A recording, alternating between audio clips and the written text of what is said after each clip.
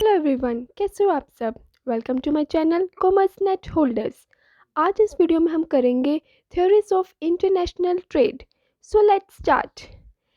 जैसे कि आप सबको पता ही है कि अगर हमें कोई भी नया काम स्टार्ट करना हो तो ये ज़रूरी है ना कि हमें उसके रिगार्डिंग नॉलेज हो, उसके कंसेप्ट्स क्लियर हो, ताकि हमें ये पता चल सके कि कौन सा काम हमें कब करना है, कब नहीं करना है ना। ठीक उसी तरह से इंटरनेशनल ट्रेड करने से पहले भी एक ट्रेडर को उसके कंसेप्ट्स क्लियर होने चाहिए। कहने का मतलब है कि ट्रेडर को ये पता होना चाहिए कि कौन से गुड्स उसे कब एक्सपोर्ट करने हैं, कौन से गुड्स कब उसे इम्पोर्ट करने से ज़्यादा बेनिफिट होगा। तो ये सब चीज़ों से कौन एक्सप्लेन करता है? इंटरनेशनल ट्रेड थ्योरीज जो है उसे ये एक्सप्लेन करती हैं, उसे ये बताती है कि हाउ कैसे हम अपने अगर गुड्स के साथ अगर ट्रेड करना है अमंग डिफरेंट नेशंस तो वो कैसे कर सकते हैं। ठीक है, ये चीज़ इंटरनेशनल ट्रेड थ्योरीज एक्सप्लेन करती हैं। तो आइए देखते हैं वो कौन कौन सी थ्योरीज है। थ्योरीज दो पार्ट्स में डिवाइडेड है।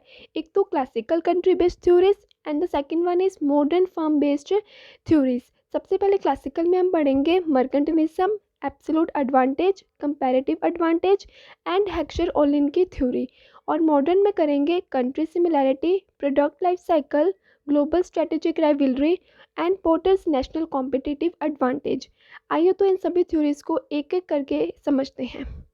सबसे पहले बात करते हैं मर्केंटलिज्म थ्योरी। ये जो थ्योरी है ये थॉमस मन ने दी थी। ये बहुत ही ओल्डेस्ट फॉर्म है थ्योरी की। ओल्डेस्ट फॉर्म मतलब ये उस टाइम की थ्योरी है जिस टाइम पे एक्सचेंज का मीडियम गोल्ड और अदर मेटल्स होते थे। ठीक है, यहाँ पे कहते थे, ये थ्योरी मान के चलती थी कि जिस कंट्री के पास सबसे ज़्यादा गोल्ड का स्टॉक होगा ना, उस नेशन को वो लोग वेल्थी नेशन मानते थे। ठीक है, तो इसलिए ये जो थ्योरी थी कहती थी कि ज़्यादा से ज़्यादा एक्सपोर्ट करो, हमें ज़्यादा एक्सपोर्ट करेंगे तो हमारे पास गोल्ड ज़्यादा होगा। ठीक है, इसलिए ये जो थ्योरी है ये इंपोर्ट को डिस्करेज करती थी और कहती थी कि ज़्यादा एक्सपोर्ट करो ताकि ज़्यादा से ज़्यादा हम जो है गोल्ड का स्टॉक अपने नेशन में इकट्ठा कर सकें। और ये जो थ्योरी है ये जीरो सम गेम के ऊपर बेस्ड है। जीरो सम गेम का मतलब पहले एग्जाम्पल मैं आपको एक ले मैन की लैंग्वेज में समझाती हूँ। फॉर एग्ज़ाम्पल, एक ए पर्सन है और एक बी पर्सन है। ठीक है, अब जो ए पर्सन और बी पर्सन है, सपोज ये क्रिकेट मैच देख रहे थे और इंडिया और पाकिस्तान के बीच में मैच था। ठीक है, ए ने बेट लगाई बी पर्सन से कि अगर इंडिया मैच जीत गई तो मैं तेरे को 5000 रुपीज़ दूंगी। ठीक है, अब हुआ क्या कि इंडिया मैच जीत गई, तो इस केस में क्या होगा कि जो ए है अब वो बी को 5000 रुपीज़ देगी। ठीक है, यहाँ पे तो बी का प्रॉफिट हो गया, उसको तो 5000 रुपीज़ मिल गए। लेकिन क्या बी ने बदले में ए को कुछ दिया? नहीं ना। तो इट मीन्स जिस केस में एक पार्टी को प्रॉफिट होगा और दूसरे को कोई प्रॉफिट नहीं होगा, एक का तो यहाँ पे नुकसान हो गया 5 शेयर का, है ना। तो जब एक पार्टी को ही सिर्फ प्रॉफिट होता है और दूसरे को लॉस होता है, that's called a zero sum game. ठीक है, और अगर इंटरनेशनल ट्रेड के हिसाब से देखें तो एक कंट्री ए है और एक कंट्री बी है। ठीक है, क्योंकि ये थ्योरी मान के चलती है कि हमें एक्सपोर्ट ज़्यादा करने हैं। ठीक है, तो यहाँ पर क्या है, ए है वो बी को एक्सपोर्ट कर रही है गुड्स। ठीक है, लेकिन ये थ्योरी कहती है कि हमें इंपोर्ट नहीं करना, इंपोर्ट को कम से कम करो। तो दैट्स वाई ए ने बदले में बी से तो कुछ इंपोर्ट किया ही नहीं। मतलब यहाँ पे ए ने तो एक्सपोर्ट करके खुद गोल्ड कमा लिया लेकिन बी को तो कुछ भी नहीं मिला। तो इट मीन्स ए यहाँ पे प्रॉफिट पे गई और बी प्रॉफिट पे नहीं गई। So that's a zero sum game. और यही इसका डिसएडवांटेज है कि ये जो थ्योरी है ये सिर्फ और सिर्फ गुड्स को एक्सपोर्ट करने में ही कोई प्रमोट कर रही है, इंपोर्ट नहीं करती। ठीक है, अब बात करते हैं एब्सोल्यूट एडवांटेज थ्योरी की। ये जो थ्योरी है ये एडम स्मिथ ने 1776 में दी थी। जो मिचलिन थ्योरी हमने अभी पढ़ी है वो जीरो सम गेम पे बेस्ड थी, है ना। ये वाली जो थ्योरी है ये पॉजिटिव सम गेम पे बेस्ड है। मतलब यहाँ पे अब सिर्फ एक ही पार्टी जो है, एक ही कंट्री जो वो प्रॉफिट नहीं लेगी, यहाँ पे दोनों कंट्रीज एक दूसरे के साथ एक्सपोर्ट और इम्पोर्ट करेंगी। कैसे, अब देखते हैं इस एग्जाम्पल के थ्रू। चलिए यहाँ पर कंट्री 1 हम इंडिया को मान लेते हैं और कंट्री 2 यूएसए को मान के चलते हैं। ठीक है, अब यहाँ पर ध्यान से देखिए, जो कंट्री ए मतलब हमारी जो इंडिया है, ए प्रोडक्ट बनाने पे उसको कॉस्ट ऑफ प्रोडक्शन 10 रुपीज़ पड़ रही है। ठीक है, और वही सेम प्रोडक्ट अगर यूएसए बनाती है तो उसको कॉस्ट ऑफ प्रोडक्शन 20 पड़ रही है। ठीक है। अब बात करते हैं बी प्रोडक्ट की। जो बी प्रोडक्ट है, अगर इंडिया वो प्रोडक्ट बनाती है तो उसको कॉस्ट पड़ेगी 20 रुपीज़, ठीक है। वही प्रोडक्ट यूएसए को बनाने पे कॉस्ट पड़ रही है 10 रुपीज़। अब यहाँ पे ध्यान से देखो, जो इंडिया है ए प्रोडक्ट बनाना उसके लिए बेनिफिट है एज़ कम्पेयर टू यूएसए, है ना। और जो बी प्रोडक्ट है वो यूएसए के लिए बनाना ज़्यादा बेनिफिट है एज़ कम्पेयर टू इंडिया, है ना। तो अब यहाँ पर क्या होगा, ये दोनों कंट्रीज जो आपस में ट्रेड कर रही हैं ये डिसाइड कर लेंगी कि ए प्रोडक्ट जो है वो इंडिया एक्सपोर्ट करेगी किसको, यूएसए को, और जो बी प्रोडक्ट है वो यूएसए एक्सपोर्ट करेगी किसको, इंडिया को। तो इस तरह से यहाँ पे दोनों कंट्रीज आपस में एक्सपोर्ट भी कर रही हैं और इम्पोर्ट भी कर रही हैं। जो प्रोडक्ट उन्हें अपने कंट्री में बनाने में कॉस्ट ऑफ प्रोडक्शन कम पड़ेगी उसको वो एक्सपोर्ट कर लेगी और दूसरी वाली को वो इम्पोर्ट कर लेगी, ठीक है। अब बात करते हैं कंपैरेटिव एडवांटेज थ्योरी की। ये जो थ्योरी है ये डेविड रिकार्डो ने 1817 में दी थी। इसमें अब डेविड जी कह रहे हैं, देखिए ये थ्योरी में क्या था कि एक कंट्री इंडिया जो है वो ए प्रोडक्ट बनाने में ज़्यादा एफिशिएंट है और यूएसए बी में, ठीक है, एक दूसरे के कंपैरेटिवली। लेकिन डेविड रिकार्डो जी कहते हैं ज़रूरी थोड़ी है कि ऐसा भी हो, ऐसा भी तो हो सकता है कि जो एक कंट्री है वो दोनों प्रोडक्ट बनाने में अच्छी है और जो दूसरे कंट्री है वो दोनों ही प्रोडक्ट बनाने में अच्छी नहीं है। एग्जाम्पल लेके चलते हैं हम इंडिया और यूएसए के एक बार फिर से। इंडिया और यूएसए, ठीक है, ए प्रोडक्ट एंड बी प्रोडक्ट। अब देखिए, ठीक है, ए प्रोडक्ट जो है ना, ए प्रोडक्ट जो है इंडिया 12 रुपीज़ कॉस्ट पड़ रही है, उसी प्रोडक्ट को बनाने में यूएसए के 16 रुपीज़ कॉस्ट पड़ रही है। बी प्रोडक्ट को इंडिया 10 रुपीज़ में बना पा रही है लेकिन यूएसए 12, होगी ना वही बात। इंडिया दोनों प्रोडक्ट यूएसए के कंपैरेटिवली सस्ते बना पा रही है, तो मतलब यहाँ पे इंडिया दोनों में एफिशिएंसी रख रही है और यूएसए में इंडिया के कंपैरेटिवली एफिशिएंसी नहीं रख पा रही है। तो इस केस में अब क्या होगा, यूएसए ने देखा कि इंडिया के हिसाब से तो मैं दोनों में पीछे हूँ, तो अब वो अपने दोनों गुड्स में कंपैरिजन करेगा कि अपने दोनों गुड्स में उसको किस में ज़्यादा फ़ायदा मिल रहा है। ध्यान से देखिए किस में फ़ायदा मिल रहा है, बी प्रोडक्ट में। बी प्रोडक्ट में उसको कॉस्ट ऑफ प्रोडक्शन कम पड़ेगी ए प्रोडक्ट के मुकाबले, ठीक है। तो अब जब ये दोनों कंट्रीज आपस में ट्रेड करेंगी तो भी ये डिसाइड करेंगी, यूएसए बोलेगी कि मैं तेरे को बी प्रोडक्ट बना के एक्सपोर्ट कर दूंगी। क्यों? क्योंकि अगर मैं ए प्रोडक्ट बनाने लगा, यूएसए कह रहा, तो मुझे तो ज़्यादा नुकसान हो जाएगा तेरे कंपेरेटिवली, है ना। तुझे तो सिर्फ 12 रुपीज़ कॉस्ट पड़ रही है, मुझे तो 16 पड़ रही है, वो कह रहा है। तो इंडिया कह लेगी ठीक है, ये दोनों आपस में डिसीजन ले लेंगे। अब जो इंडिया है वो ए प्रोडक्ट बना के यूएसए को एक्सपोर्ट कर देगी और जो यूएसए है वो बी प्रोडक्ट बना के इंडिया को एक्सपोर्ट कर देगा, ठीक है। जैसे एक और एग्जांपल से देखते हैं कि जब एक कंट्री ने अपने दोनों सिमिलर प्रोडक्ट्स में देखना होता है कि कौन सा एफिशिएंट है, तो वो कैसे देखेगी। जैसे एक कंट्री है, कहते हैं कि अगर वो क्या है, चीज़ भी बना सकते हैं और चॉकलेट भी। उसने देखा कि 1 घंटे में मेरी लेबर चीज़ के सिर्फ 10 यूनिट बना पा रही है और उसी 1 घंटे में मेरी लेबर चॉकलेट के 20 यूनिट्स बना पा रही है। तो इस केस में वो कंट्री क्या करेगी, चॉकलेट को एक्सपोर्ट करेगी, क्योंकि चॉकलेट्स के यूनिट्स ज़्यादा बना पा रही थी एज़ कम्पेयर टू चीज़, ठीक है। अब इस थ्योरीज के कुछ एडवांटेजेस हैं। कह रहे कि ये जो थ्योरी है सिर्फ 2 कंट्रीज़ के ऊपर बेस्ड है। क्या सिर्फ 2 ही कंट्रीज आपस में ट्रेड कर सकती है? क्या सिर्फ इंडिया और यूएसए ही ट्रेड करेगी? India, USA, Canada, Australia, Japan किसी और के साथ ट्रेड नहीं कर सकते? कर सकती है ना। वो कहते हैं सिर्फ 2 ही कमोडिटीज़ को बेस्ड मानती हैं। क्यों? क्या वो कंट्रीज जो हैं वो 2 से ज़्यादा प्रोडक्ट नहीं बना सकती है ना। तो इसलिए ये इसका डिसएडवांटेज हो गया। एक और बात, ये ट्रांसपोर्टेशन कॉस्ट को भी इग्नोर करते हैं और ये भी इसकी एक डिसएडवांटेज है। अब बात करते हैं फैक्टर एंडाउनमेंट थ्योरी की। ये जो थ्योरी है ये हेक्सर एंड ऑलिन ने 1993 में दी थी। इस थ्योरी को हम factor proportion theory and Heckscher and Ohlin theory भी कहते हैं। ये जो थ्योरी पता क्या बात करती है, ये कहते हैं कि जिस कंट्री के पास कौन सा फैक्टर ज़्यादा अबंडेंट है, ज़्यादा लार्ज क्वांटिटी में है, उसे वही वाले गुड्स बनाने चाहिए। फॉर एग्जांपल, अब हमारी जो इंडिया है ना, ये लेबर इंटेंसिव कंट्री है, तो इसको कहते हैं इंडिया को लेबर इंटेंसिव गुड्स एक्सपोर्ट करने चाहिए क्योंकि यहाँ पे लेबर सस्ती पड़ती है, ठीक है। और एक ये इम्पॉर्टेंट बात कि इस मॉडल को 2x2 मॉडल भी कहते हैं। अभी तो जो हमने पहले जो थ्योरीज करके हटे हैं ना, उनको 2x2 मॉडल कहा जाता था। क्यों? क्योंकि वो सिर्फ और सिर्फ दो कंट्रीज़ और दो गुड्स की बात करते थे। वहाँ पर जो फैक्टर ऑफ प्रोडक्शन था वो एक सिंगल फैक्टर लेबर की ही बात कर रहे थे। लेकिन इस थ्योरी में दो कंट्रीज़, दो goods plus factor of production दो, एक लेबर और एक कैपिटल। ये देखते हैं कि कौन सी लेबर इंटेंसिव कंट्री और कौन सी कैपिटल इंटेंसिव कंट्री है। ठीक है, ये देखिए कहते हैं कि जो कैपिटल अबंडेंट कंट्री है उसे कैपिटल इंटेंसिव गुड्स लेबर वाली कंट्री को एक्सपोर्ट करने चाहिए और लेबर वाली को लेबर इंटेंसिव गुड्स कैपिटल वाली को एक्सपोर्ट करने चाहिए।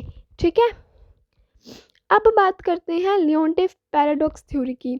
ये ना गाइस लियोनटिफ ने 1973 में दिया था। ये क्रिटिसिज्म है हैक्शन एंड ऑलिन थ्योरी का। अभी अभी हमने क्या पढ़ा कि जो कैपिटल इंटेंसिव कंट्री है उसे कैपिटल इंटेंसिव गुड्स एक्सपोर्ट करने चाहिए और जो लेबर इंटेंसिव कंट्री है उसे लेबर इंटेंसिव गुड्स एक्सपोर्ट करने चाहिए। लेकिन इन्होंने कहा कि इन्होंने तो ये पाया है कि यूएसए जो है ना, ये कह रहे अगर यही बात है तो फिर यूएसए तो कैपिटल इंटेंसिव कंट्री है। वाई? कह रहे वो लेबर क्यों एक्सपोर्ट कर रही थी, लेबर इंटेंसिव गुड्स क्यों एक्सपोर्ट कर रही थी? अगर थ्योरी कहती है कि कैपिटल वाली को कैपिटल इंटेंसिव गुड्स करने चाहिए एक्सपोर्ट, तो यूएसए तो कैपिटल इंटेंसिव है ना, फिर वो कह रहे कि वो लेबर इंटेंसिव गुड्स क्यों एक्सपोर्ट कर रही थी। इस तरह इन्होंने हैक्शन की थ्योरी को क्रिटिसाइज़ किया है। तो ये थी अभी हमने करी अपनी क्लासिकल थ्योरीज। अब हम शुरू करते हैं मॉडर्न थ्योरीज। आई होप आपको क्लासिकल थ्योरीज सब अच्छे से क्लियर होगी। तो लेट्स स्टार्ट मॉडर्न थ्योरीज। सबसे पहले बात करते हैं कंट्री सिमिलैरिटी थ्योरी। ये स्टीफन लिंडर ने दी थी ये थ्योरी। ठीक है, ये थ्योरी कहती है कि अगर हम उस कंट्री के साथ ट्रेड करेंगे जिसमें saving rates, natural resources, culture, economic interest ये सब सिमिलर है, तो हमारा ट्रेड बढ़ेगा। कैसे बढ़ेगा? ये देखिए, कह रहे अगर एक्सपोर्ट और इम्पोर्ट यूरोपियन कंट्रीज़ के बीच में ही हो रहा है, नो डाउट एक जैसे कंट्रीज़ हैं, है ना, तो इनका टेस्ट एंड प्रेफरेंस, इनकी डिमांड सेम होगी, तो ऐसी कंट्रीज़ में ट्रेड करना भी आसान होगा। एक एग्जांपल सिंपल लेते हैं, एक पुअर कंट्री है और एक रिच कंट्री है। ठीक है, अब पुअर कंट्रीज़ जो होंगी वहाँ पे डिमांड होगी सस्ते गुड्स की, रिच कंट्रीज़ में ज़्यादा डिमांड होगी लग्जरी गुड्स की। ठीक है, अब अगर मैं एक पुअर कंट्री और एक रिच कंट्री में ट्रेड करूं, तो पुअर वाली में लग्जरी की डिमांड नहीं है, रिच वाली में सस्ते गुड्स की डिमांड नहीं है, मेरा ट्रेड कुछ खास बढ़ नहीं पा रहा। वहीं अगर मैं दोनों रिच कंट्रीज़ में एक्सपोर्ट करूं, ठीक है, तो अब क्या होगा?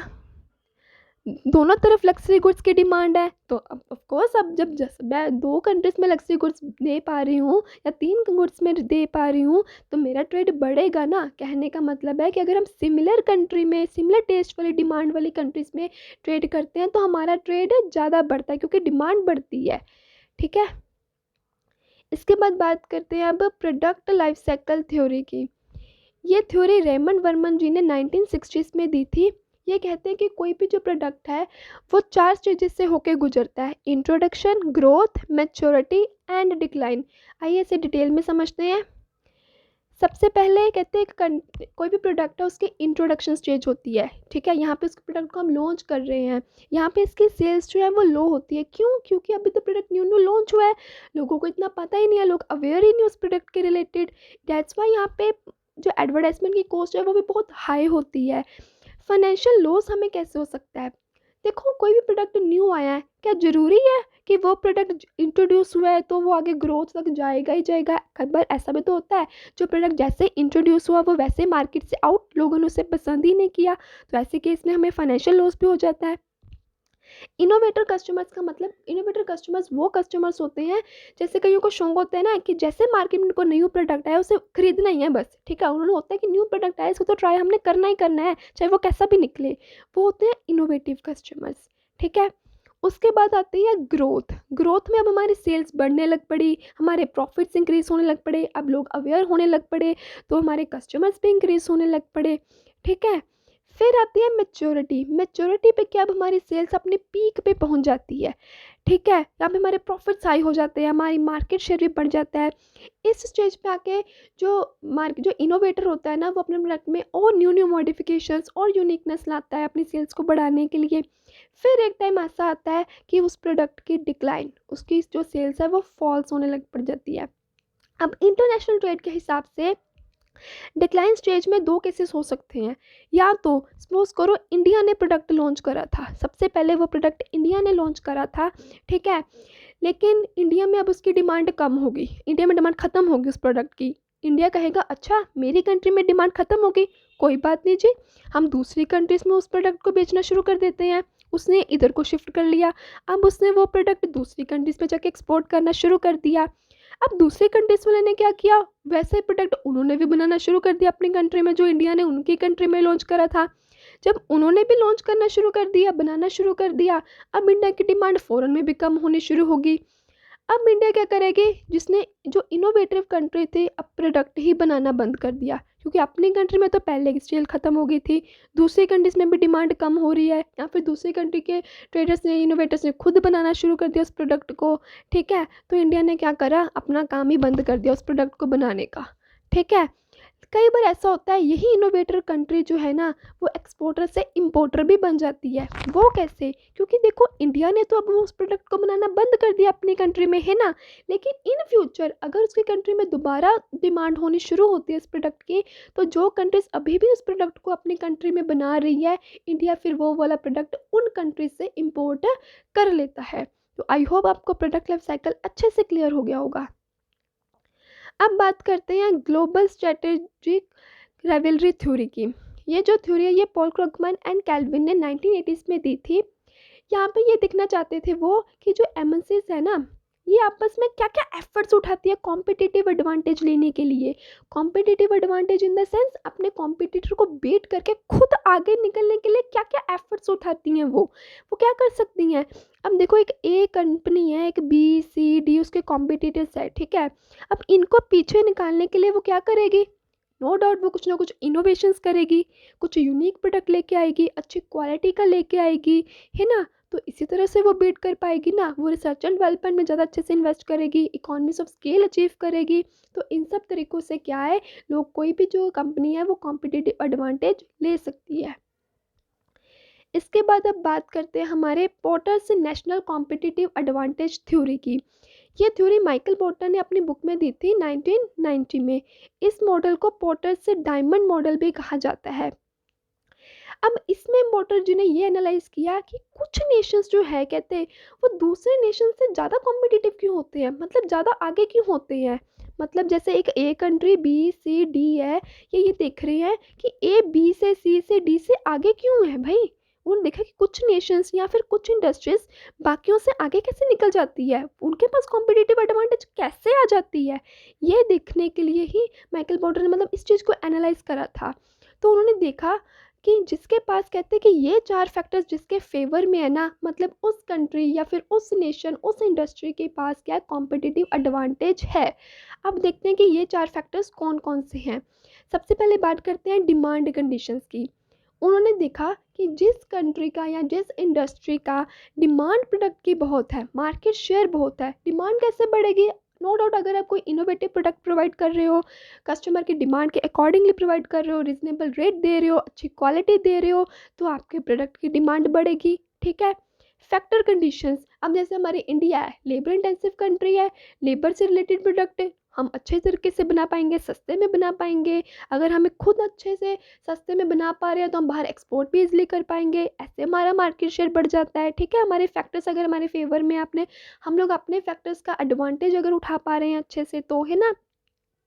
उसके बाद firm strategy structure and rivalry, अगर आप कोई प्रोडक्ट ऐसा बना रहे हो जो एकदम हटके है, तो नो डाउट आपके कॉम्पिटिटर होंगे ही नहीं, क्योंकि कोई आपको बीट ही नहीं कर पा रहा है। अगर आपके कॉम्पिटिटर्स कम है तो आप अपने ट्रेड को इंटरनेशनली काफ़ी बढ़ा सकते हो, अपनी मार्केट को बढ़ा सकते हो, ठीक है।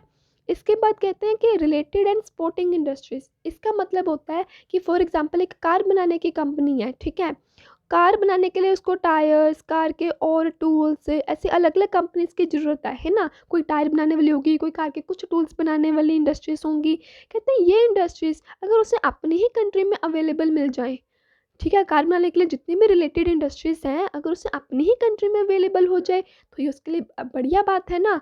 तो कहने का मतलब है कि जिसके प्रोडक्ट की डिमांड बढ़िया है, जिसके प्रोडक्ट की क्या कहते हैं, जो अपने कंट्री के फैक्टर्स को अच्छे से यूज़ कर पा रहा है, अच्छे से यूटिलाइज़ कर पा रहा है, जो अपने कॉम्पिटिटर्स जिसके इतना प्रोडक्ट अच्छा है कि उसके कोई कॉम्पिटिटर बन ही नहीं पा रहा, कोई उसके पहुंच पे नहीं आ पा रहा, जिसको रिलेटेड इंडस्ट्रीज पे अच्छे से उसको अभी उसको सपोर्ट मिल रहा है, वो भी उसको ज़्यादा दूर दूर भटकना नहीं पड़ रहा, उसको कॉस्ट ऑफ प्रोडक्शन कम पड़ेगी ना। अगर देखो, अब कोई कंपनी है, उसको कोई प्रोडक्ट अपनी ही कंट्री में अवेलेबल हो रहा है तो उसको सस्ता पड़ेगा। अब बाहर से कहीं से अरेंज करना पड़ेगा तो महंगा पड़ सकता है। तो कहने का मतलब है कि ये 4 फैक्टर्स जिसके फेवर में हैं, वो नेशन कहते हैं, वो इंडस्ट्री के पास कॉम्पिटिटिव एडवांटेज होती है। सो आई होप आपको ये सभी के सभी थ्योरीज अच्छे से समझ में आ गई होंगी। एंड लाइक एंड कमेंट करना ना भूलें वीडियो को, एंड चैनल को सब्सक्राइब भी ज़रूर करें। Thank you so much. Thank you for watching the video.